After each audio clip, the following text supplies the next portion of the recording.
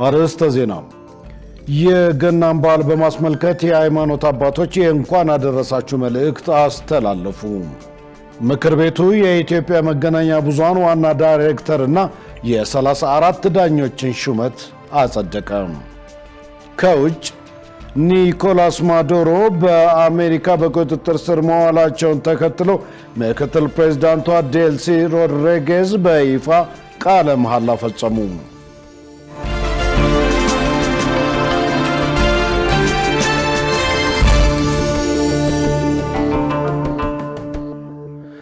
ውድ ተመልካቾች እንኳን ለጌታችን ለመድኃኒታችን ኢየሱስ ክርስቶስ ልደት የገና በዓል በሰላም አደረሳችሁ።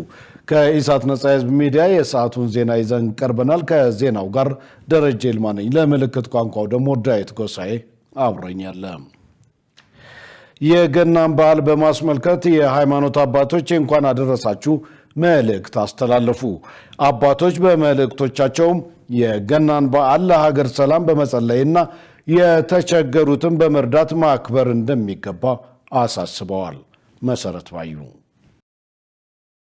ነገ የሚከበረውን የኢየሱስ ክርስቶስ የልደት በዓል አስመልክቶ የሃይማኖት አባቶች የእንኳን አደረሳችሁ መልእክት አስተላልፈዋል። የኢትዮጵያ ኦርቶዶክስ ተዋሕዶ ቤተክርስቲያን የቅዱስ ሲኖዶስ ዋና ጸሐፊ ብፁዕ አቡነ ሊዮስቆሪዮስ በዓሉን አስመልክቶ ባስተላለፉት መልእክት ምዕመኑ በዓሉ ስለ ሀገሪቱ ዘላቂ ሰላም በመጸለይና በማሰብ እንዲሁም በልዩ ልዩ ምክንያት የምግብ የልብስና የመጠለያ እጥረት ያጋጠማቸው ወገኖቻችንን በመደገፍና በመረዳዳት ማክበር እንደሚገባ አሳስበዋል። ቃሉ ለመኖርና ለእሱ ለመታዘዝ ቃል የገባን እኛ ክርስቲያኖች ይህን ሁሉ እርግፍ አድርገን በመተው እርስ በርስ ለመጠፋፋት መሽቀዳደም ምን ይሉታል?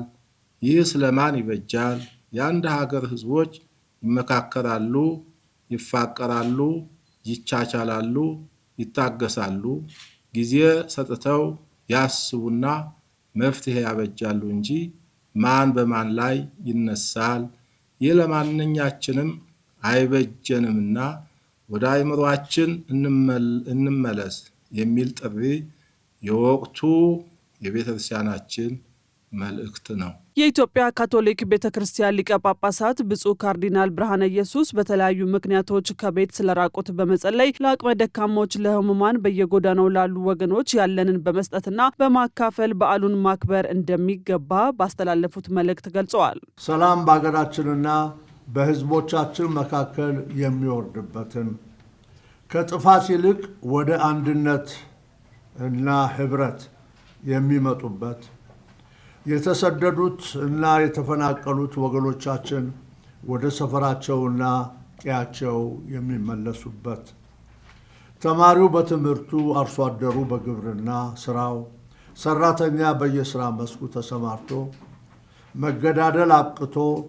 ልጆቻችንም ጭንቀትንና ችግርን ሳይወርሱ በንጹህ ሐሳብና ህሊና መልካም ዜጎች ሆነው እንዲኖሩ ስለ ሰላም ሁሉም ተባብሮ እንዲሰራ ስንል በእግዚአብሔር ስም እንጠይቃለን። ልዩነቶችን በእርቅ በመፍታት ለዘላቂ ሰላም እንትጋ ያሉት የኢትዮጵያ ወንጌል አማኞች አብያተ ክርስቲያናት ካውንስል ጠቅላይ ጸሐፊ ቄስ ደረጀ ጀንበሩ ችግሮችን በሰላማዊ መንገድ በመፍታት ለጋራ ጥቅም መስራት ከተቻለ በአጭር ጊዜ ውስጥ ከድህነት መውጣት የሚቻል መሆኑን ተናግረዋል። የሰላም አምላክ እግዚአብሔርን የምናመልክ ሁላችን ፍቅርንና ሰላምን ከማስተማርና ከማወጅ ውጪ ሌላ መለኮታዊ ተልእኮ የለንም።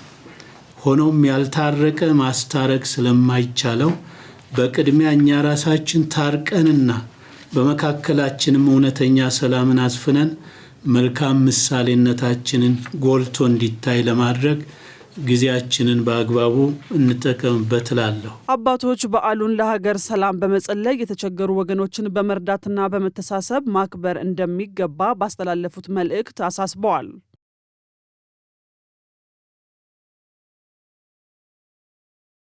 ምክር ቤቱ የኢትዮጵያ መገናኛ ብዙሃን ዋና ዳይሬክተርና የ34 ዳኞችን ሹመት አጸደቀም። በተያያዘ ከመጀመሪያ ደረጃ ፍርድ ቤት ወደ ከፍተኛ ፍርድ ቤት የተሸጋገሩት ዳኞች ቀደም ሲል በነበሩበት የሥራ ቦታ ክፍተት እንዳይፈጠር ሊታሰብበት ይገባል ሲሉ የሕዝብ ተወካዮች ምክር ቤት አባላት አሳስበዋል። ገነት ዘዘው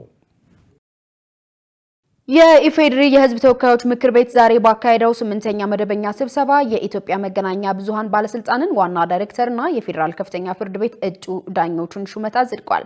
ወይዘሮ ሃይማኖት ዘለቀ የኢትዮጵያ መገናኛ ብዙሃን በዳይሬክተርነት እንዲመሩ የተሾሙ ሲሆን ሹመታቸውም በሙሉ ድምጽ ጸድቋል። ወይዘሮ ሃይማኖት ዘለቀ ላለፉት በርካታ ዓመታት በተለያዩ የመንግስት ተቋማት ያገለገሉ መሆናቸው ተገልጿል። በሌላ በኩል በፌዴራል ከፍተኛ ፍርድ ቤት እንዲያገለግሉ ለሹመት የቀረቡትን 34 እጩ ዳኞች ሹመት በተመለከተ ምደባውን ምንን መሰረት ያደረገ ነው? አካታችነቱና አሳታፊነቱ ምን ይመስላል? ቀደም ሲል በነበሩበት የስራ ቦታ ላይ ክፍተት እንዳይፈጠር ምን ታስቧል? ሲሉ ጥያቄ አንስተዋል። ብቃት ምን ጊዜ መታየት አለበት በዚህ ቦታ ላይና የኮታ ጉዳይም አይደለምና ይሄ በትክክል ታይቶ የተቀመጠው ዝርዝር ከተሰጠው ምስክርነትም ጥሩ ነው። የመጀመሪያ ደረጃ ፍርድ ቤት በአብዛኛው የመጀመሪያ ኬዞች የሚቀርቡበት ነው። አፕሌት ኮርት አይደለም። የይግባኝ ሰሚ ስላልሆነ የሰው ኃይል ባጠረ ቁጥር ክፍተት ሊፈጠር ስለሚችል አገልግሎት አሰጣጡ ደግሞ ላይ ክፍተት እንዳይፈጠር ቶሎ ክፍተቱ ብዘጋ የሚል ሀሳብ አለኝ። በመጀመሪያ ደረጃ ፍርድ ቤት ላይ ጥሩ ልምድ ያላቸው ጥሩ አቅም የገነቡ ባለሙያዎች ካልሆኑ በቀጥታ በክልል በመናመጣበት ጊዜ ችግር ሊሆን ስለሚችል በዚህ ማዕቀፍ ማለፍ በጣም ጠቃሚ ይሆናል። የምንፈልገውን ውጤት ከማምጣት አንፃር የከፍተኛ ፍርድ ቤት ባህሪ ማወቅ ሁለተኛ ተደርጎ በደንብ መወሰድ አለበት። አካታችነት በደንብ በትኩረት ተሰርቶ እዛ የሰራነውን ነው ወደዚህ ስናመጣ ይበልጥ አቅም ሊሆነን የሚችለው። ሴቶችም አካባቢ በተመሳሳይ የተነሱ ጉዳዮችም እየሞላን ለመሄድ የመጀመሪያ ደረጃ ፍርድ ቤት በሚታይበት ጊዜ ከየክልሎች ግብአት ወስዶ በደንብ ሊሰሩ ይገባል ብዬ አስባለሁ። ይሄ ተደራሽነትና የአካታችነት ጥያቄ እንዴት ነው የሚታየው? ከሌላ አካባቢ የመጡ ሰዎች የሉም። ፈተናውን በስርዓት ስላላለፉ ነው። ብዙ የቃል የጽሁፍ የህዝብ አስተያየት የውስጥና የውጭም ብዙ ግምገማዎች አሉት። ከምን አንጻር ነው 5 ብቻ ናቸው ከአዲስ አበባ ውጪ ወይም ከፌደራል ፍትህ ተቋምና ወይም ከፍርድ ቤት ውጪ ከክልል የመጡትና እዚህ ላይ ማብራሪያ ብሰጡ የሚል ሐሳብ አለኝ። የህግና ፍትህ ኢንስቲትዩት ምክትል ዋና ዳይሬክተር ዘካሪያስ ኤርኮቲ ከቋሚ ኮሚቴው ለተነሱ ጥያቄዎች ምላሽና ማብራሪያ ሰጥተዋል። የመጀመሪያው ጥያቄ ፍርድ ቤቶች ኢትዮጵያን መምሰል እንዲችሉ የመስራት ጉዳይ ነው። 13 ሴቶች አሉ፣ በዚህ ውስጥ 21 ወንዶች አሉ። ከነዚህ ውስጥ 22ቱ ከፌደራል መጀመሪያ ደረጃ ፍርድ ቤት ናቸው። የስ ልክ ነው፣ እኛም አይተናል። እንግዲህ ዋናው ምንድነው ይሄን ፕሮሰስ ትንሽ ሁለቱንም አንድ ላይ ለማቅረብ እንድንችል ሞክረን ነበረ።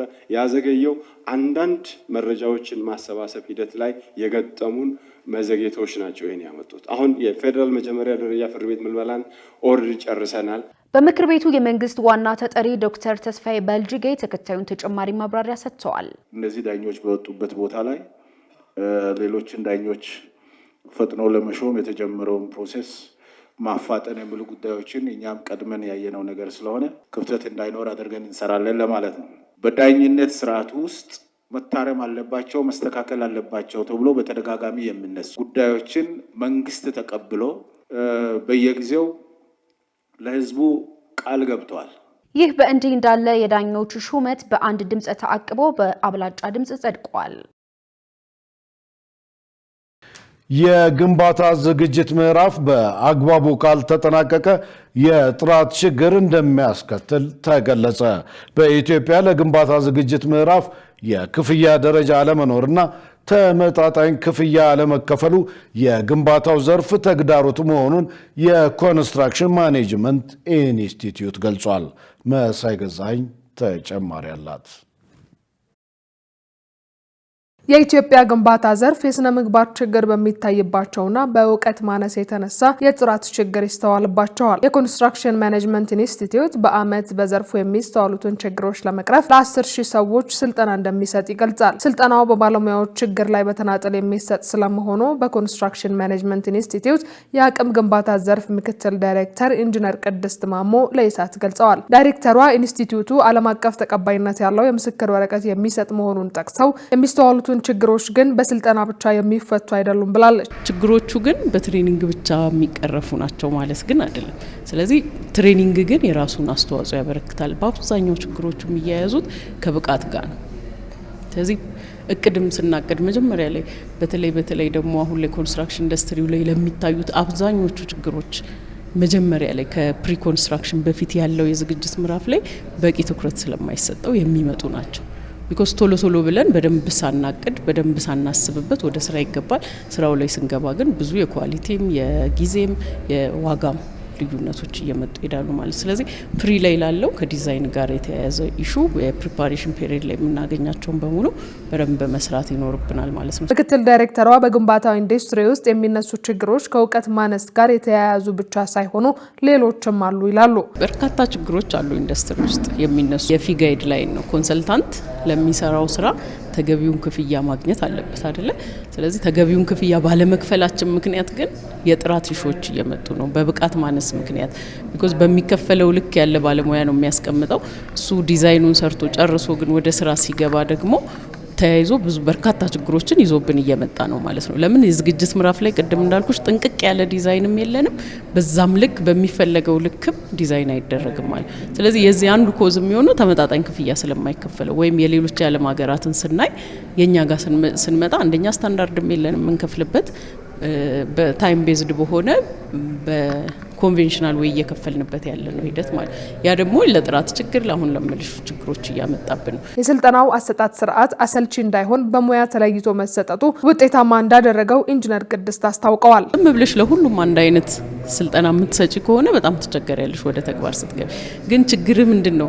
ስራው ላይ ሄደሽ ነው ስራውን እየሰራ የሚያጋጥመው ችግር ምንድነው? ለምሳሌ ኮንትራት አድሚን የሚያደርገው ሰውዬ ኮንትራት አድሚኒስትሬሽን ላይ እያጋጠመው ያለው ችግር አለ ስራው ላይ ማለት ነው። አክቹአል ስራው ላይ የሚገጥመው ችግር ስለሆነ እሱን ይዘሽ መተሽ እዚህ ላይ ነው ማሰለጠነ ስትዩ ክፍተቱን ሊሞላ ስለሆነ በደንብ ይገር ሆኖ ነው የሚሰለጥነው። መሰላቸቱ ግን የሚመጣው ቅድም እንዳልኩሽ ትሬኒንግ ቲና ሁሉንም ኮንትራት አድሚን ላይ የሚያለውን ሌላ ቦታ ዲዛይን ላይ ያለውን ሱፐርቪዥን ላይ የሚሰራውንም አንድ ላይ ታመጪና አንድ አይነት ስልጠና በምንሰጥበት ሰዓት እንደዛ ይሆናል። ስለዚህ እኛ እንደዛ እናረግም። ሱፐርቪዥን ከሆነ የሚሰራው ሰውዬው ሱፐርቪዥን ላይ የሚያጋጥመው ችግር ምንድነው?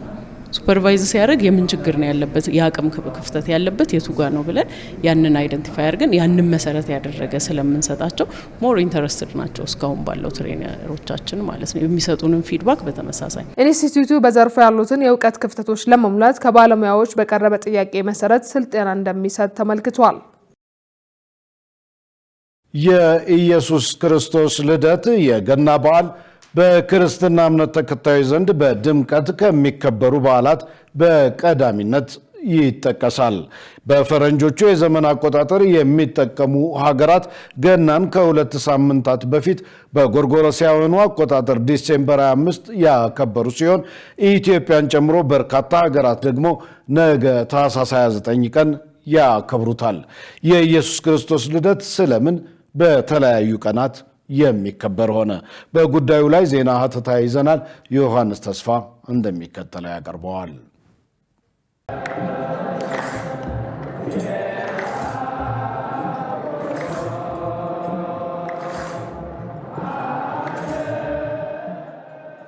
የኢየሱስ ክርስቶስ የልደት በዓል በአብዛኛው ታኅሳስ 29 የሚከበር ቢሆንም በ4 ዓመት አንድ ጊዜ ደግሞ ታኅሳስ 28 ላይ እንደሚከበር መገንዘብ ይገባል። በመሆኑም ዛሬ ገናን ከኢትዮጵያ ጋር በተመሳሳይ ዕለት እያከበሩ ከሚገኙት መካከል የኤርትራና የግብፅ የክርስትና እምነት ተከታዮች ይገኙበታል። በተጨማሪም የሩሲያ፣ ዩክሬን፣ ቤላሩስ፣ ጆርጂያ፣ ካዛኪስታን፣ ሞልዶቫ፣ ሰርቢያ፣ ሞንቴኔግሮ፣ ቡልጋሪያና መቄዶንያ ክርስቲያኖች ገናን ከኢትዮጵያ ጋር በተመሳሳይ ጊዜ ያከብራሉ። በዓሉ በሃይማኖታዊ ስርዓቶችና እንደየሀገራቱ ባህልም ከምግብና መጠጥ ጋር በተያያዘ በተለያዩ ክንውኖች ይከበራል። በኢትዮጵያ በዓሉን በሃይማኖታዊ ስነ ስርዓት የተቸገሩትን በመደገፍና ስጦታ በመቀያየር ማክበሩ የተለመደ ነው። በዩክሬን ደግሞ ከአንድ ቤት ወደ ሌላ ቤት እየተዘዋወሩ በመጫወትና በመዝናናት ሲያከብሩ፣ በሩሲያ በ12ቱ ሐዋርያት ተምሳሌትነት በሚል በቀን 12 አይነት ምግቦችን እየተመገቡ ያከብራሉ።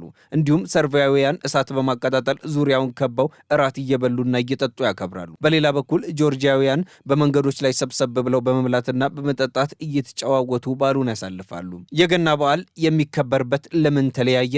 ታህሳስ 29 የሚያከብሩት ሀገራት እነማን ናቸው? አውሮፓና አሜሪካን ጨምሮ በርካታ የዓለም ሀገራት ክርስቲያኖች የገና ወይም የኢየሱስ ክርስቶስን የልደት በዓል የሚያከብሩት ከዘመን መለወጫቸው አንድ ሳምንት ቀደም ብሎ ታህሳስ አጋማሽ ላይ ነው። ከአፍሪካ ኢትዮጵያ፣ ኤርትራና ግብጽ እንዲሁም የተወሰኑ ሌሎች የአውሮፓ ሀገራት ግን የገናን ባህል ታህሳስ 29 ያከብሩታል። እነዚህን ሀገራት የሚያመሳስላቸው አንድ ጉዳይ በርካታ የኦርቶዶክስ ሃይማኖት እምነት ተከታይ ስላላቸው ሲሆን ሌላኛው ደግሞ የሚከተሉት የዘመን አቆጣጠር ነው። ከአፍሪካ በኢትዮጵያ በኤርትራና በግብጽ በተለይ የኮፕቲክ ኦርቶዶክስ ቤተክርስቲያን እምነት ተከታዮች ያሉ ክርስቲያኖች ገናን በየዓመቱ ታህሳስ 29 በአራት ዓመት አንድ ጊዜ ደግሞ ታህሳስ 28 ያከብሩታል። የገናን በዓል ቀደም ብለው የሚያከብሩት አብዛኞቹ ምዕራባውያን ሀገራትና ሌሎችም የግሪጎሪን የቀን አቆጣጠር ቀመር የሚከተሉ ናቸው። የቀን አቆጣጠሩ የተፈጠረውም በ1582 በሊቀ ጳጳስ ግሪጎሪ ነበር። እንዲሁም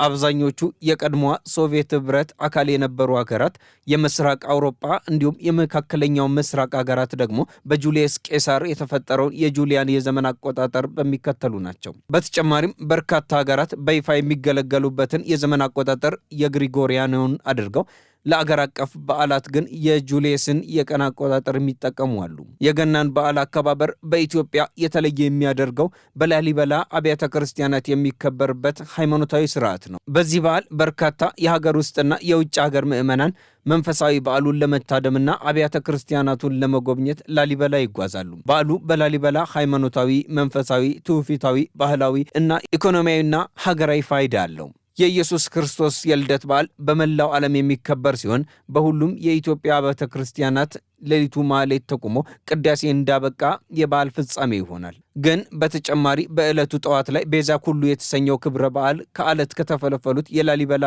ውቅር አብያተ ክርስቲያናት በአንዱ በቤተ ማርያም ካህናቱ ጋራና መሬት ላይ ሆነው ያከብሩታል። በዓሉ በቦታው አገልጋይ በሆኑ 670 ካህናትና በአካባቢው በሚገኙ አብያተ ክርስቲያናት በሚያገለግሉ ከ500 በላይ በሚሆኑ ካህናት ታጅቦ ማህሌቱ ይካሄዳል። በዚህ በዓል መላው ነዋሪ ካህን መስሎ የሚታይበት አከባበር ነው። የማህሌት ስነ ስርዓቱ ማታ 2 ሰዓት ከ30 የሰሜን ወሎ ሀገረ ስብከት ሊቀ ጳጳስ መሪነትና ሌሎች ብፁዓን አባቶች በሚገኙበት በየዓመቱ ይከበራል። ውድ ተመልካቾች ከኢሳት ነጻ የህዝብ ሚዲያ የሰዓቱ ዜና ወደ እናንተ መድረሱ እንደቀጠለ ነው። አሁን ደግሞ የቢዝነስ ዘገባዎችን ወደ እናንተ የምናደርስበት የአየር ጊዜ ላይ ደርሰናል። መሰረት ባዩ ጠብቀናለች። ወደዛው እንለፍ።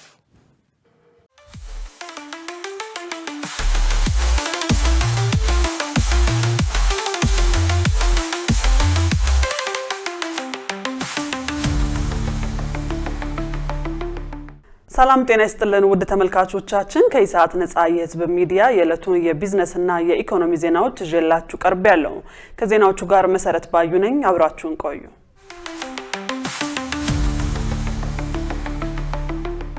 ኢትዮጵያና ኦማን የሁለትዮሽ የንግድና ኢንቨስትመንት ትስስር የሚያጠናክር ውይይት አካሄዱ።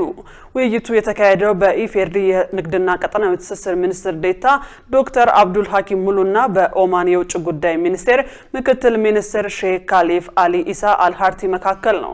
በውይይቱ ወቅት ዶክተር አብዱል ሐኪም እንደገለጹት በግብርና በማኒፋክቸሪንግና በኢንዱስትሪ ዘርፍ ለሚሰማሩ ባለሀብቶች የተዘጋጁ የታክስ ነጻ መብትና ማበረታቻዎች ለኦማን ባለሀብቶች ምቹ ሁኔታ መፍጠራቸው ዘርዝረዋል።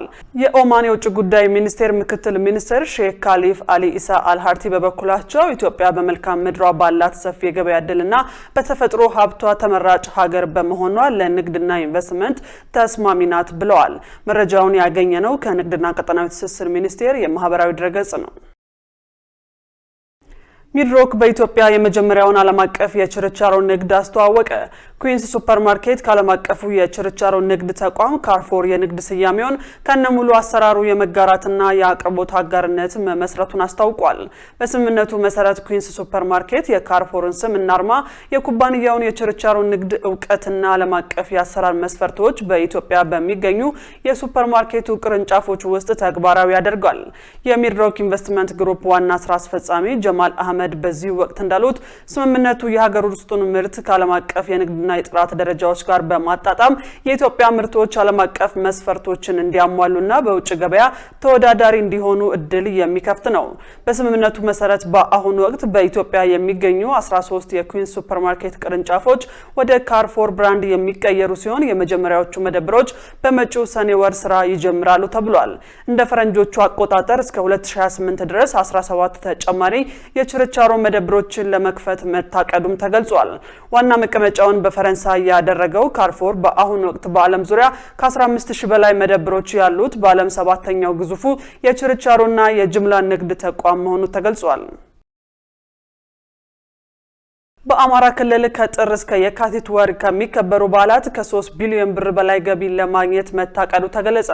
በአማራ ክልል ከጥር እስከ የካቲት ባሉት ወራት ከሚከበሩ 297 ሃይማኖታዊና ባህላዊ በዓላት ከ3 ቢሊዮን ብር በላይ ገቢ ለማግኘት ታቅዶ የተሰራ መሆኑን የክልሉ ባህል ቱሪዝምና ስፖርት ቢሮ አስታውቋል።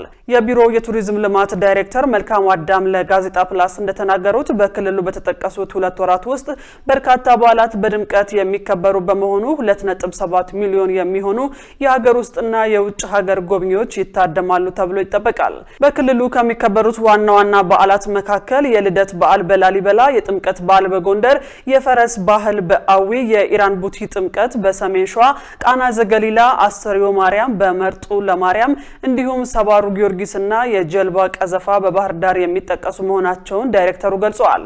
የክልሉ ባህል ቱሪዝምና ስፖርት ቢሮ መዳረሻዎችንና የባህላት አከባበር እሴቶችን በመጠቀም ዘርፉ ለክልሉ ኢኮኖሚ ያለውን አስተዋጽኦ ለማሳደግ በትኩረት እየሰራ መሆኑን አቶ መልካሙ ተናግረዋል። ወደ ተመልካቾቻችን አሁን ደግሞ በዕለቱ በተመረጡ ባንኮች ያለውን የውጭ ምንዛሬ ዋጋና የብሔራዊ ባንክ የወርቅ ግብይት መረጃ ተከታትለን እንመለስ።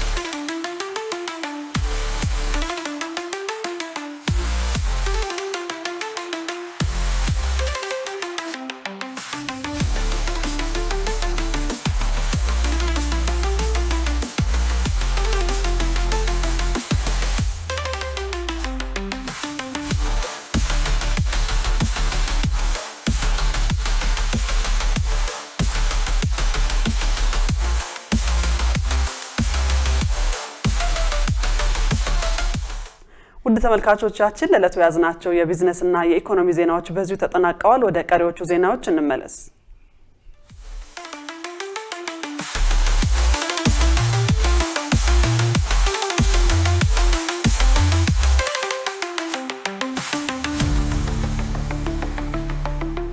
ውድ ተመልካቾች ከኢሳት ነጻ ህዝብ ሚዲያ የሰዓቱ ዜና ወደ እናንተ መድረሱ እንደቀጠለ ነው። አሁን ደግሞ ወደ ውጭ ዘገባዎች አልፋለሁ።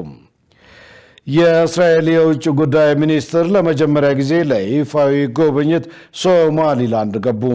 እስራኤል ለሶማሊላንድ የሀገርነት እውቅና መስጠቷን ተከትሎ የውጭ ጉዳይ ሚኒስትሯ ጌዲዮን ሳዓር ለመጀመሪያ ጊዜ ለይፋዊ የስራ ጉብኝት በዛሬው ዕለት ሶማሊላንድ መዲና ሃርጌሳ መግባታቸው ተገልጿል። አናዶሉ እንደዘገበው ጌዲዮን በቆይታቸው ከሶማሊላንድ ፕሬዝዳንት አብዱራህማን መሐመድ አብዱላሂ ጋር ይገናኛሉ ተብሎ ይጠበቃሉ። ሁለቱ ወገኖች በጋራ መግለጫ እንደሚሰጡም በዘገባው ተመልክቷል። ጉብኝቱ በእስራኤልና በሶማሊላንድ መካከል ያለውን ፖለቲካዊና ስትራቴጂያዊ ትብብር ለማሳደግ ያለመ መሆኑም ተዘግቧል። በተያያዘ ዜና የአፍሪካ ህብረት የሰላምና ጸጥታ ምክር ቤት እስራኤል ለሶማሊላንድ የሰጠችውን የሀገርነት እውቅና በሚመለከት ዛሬ ታህሳስ 28 ቀን 2018 ዓ.ም ውይይት እንደሚያደርግ ታውቋል። ኒኮላስ ማዱሮ በአሜሪካ በቁጥጥር ስር መዋላቸውን ተከትሎ ምክትል ፕሬዝዳንቷ ዴልሲ ሮድሪጌዝ በይፋ ቃለ መሐላ ፈጸሙ። ሮድሪጌዝ ከዋሽንግተን ጋር ለመተባበር ፍላጎት እንዳላቸው ቢጠቁሙም ማዱሮንና ባለቤታቸውን ግን ታጋቾች ሲሉ ገልጸዋቸዋል። ዮሐንስ ተስፋ ተጨማሪ አለው። ፕሬዚዳንት ኒኮላስ ማዱሮ በአሜሪካ ወታደሮች በዶናልድ ጄ ትራምፕ ቀጭን ትዕዛዝ በቁጥጥር ስር በዋሉ በ72 ሰዓታት ውስጥ የሀገሪቱ ምክትል ፕሬዚዳንት ዴልሲ ሮድሪጌዝ በወንድማቸው አፈጉባኤ ጆርጅ ሮድሪጌዝ በሚመራው ብሔራዊ ምክር ቤት አማካኝነት የቬንዙዌላ ጊዜያዊ ፕሬዚዳንት ሆነው ተሾመዋል። በሥነ ሥርዓቱ ላይ የቻቪስታ ፓርቲ ከፍተኛ ባለሥልጣናት ተገኝተዋል። በአሜሪካ ታግተው የሚገኙትን የሁለቱን ጀግኖች የፕሬዚዳንት ኒኮላስ ማዱሮንና የሀገሪቱ ቀዳማዊት እመቤት ሲሊያ ፍሎሬንስን መታገት ተከትሎ በታላቅ ሐዘን መጥቻለሁ። በሐዘን ብመጣም በመላው ቬንዙዌላ ስም ቃለ መሐላ ለመፈጸም በክብር መቆሜን መናገር ይኖርብኛል። የ56 ዓመቷ ሮድሪጌዝ የማርክሲስት ርዕዮተ ዓለም ታጋይ ልጅ ሲሆኑ ከቦሊቫሪያን አብዮት መጀመሪያ ዓመታት ጀምሮ ለፓርቲው ታማኝ ሆነው ቆይተዋል።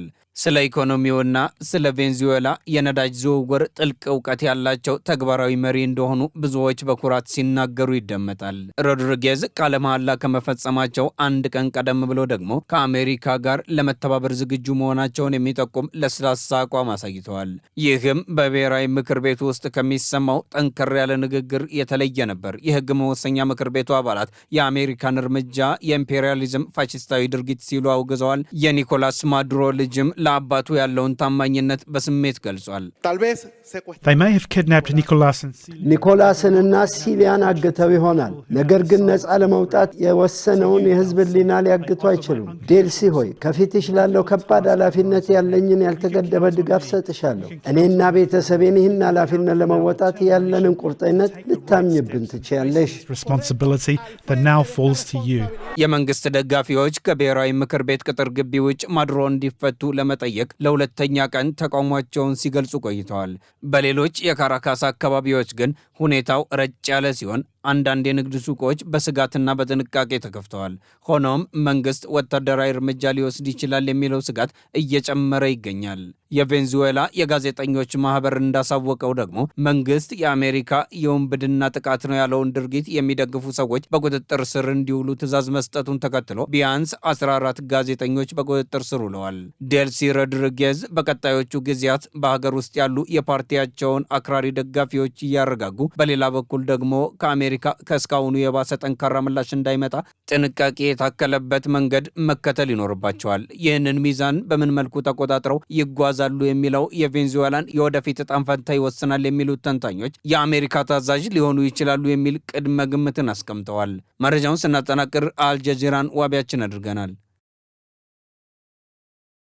ውድ ተመልካቾች ከኢሳት ነጻ ሚዲያ የሰዓቱ ዜና እስካሁን ነበር።